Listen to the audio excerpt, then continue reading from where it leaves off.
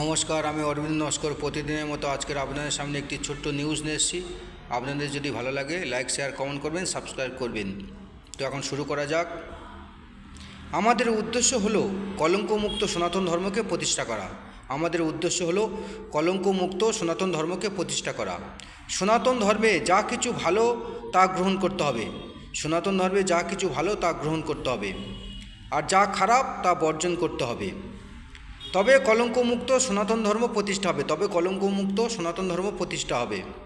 আমাদের ধর্মে একটা মত হওয়া দরকার। আমাদের ধর্মে একটা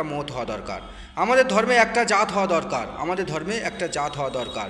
পৃথিবীতে কোনো জাত নেই, কোনো পাত নেই। পৃথিবীতে দুটি জাত, এক নারী ও দুই পুরুষ। সমাজে এত ভেদাভেদ না রেখে গড়ে তুলি মানব জাত বা মানব ধর্ম।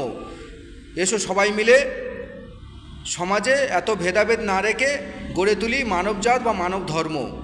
আমরা সবাই এক, আমাদের একটাই পরিচয়, আমরা মানুষ।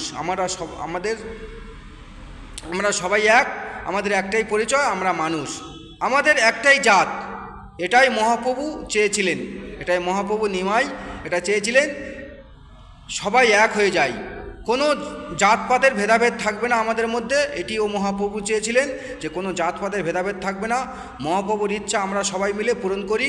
এসো হাতে হাত রেখে কলঙ্কমুক্ত সনাতন ধর্ম প্রতিষ্ঠা করি।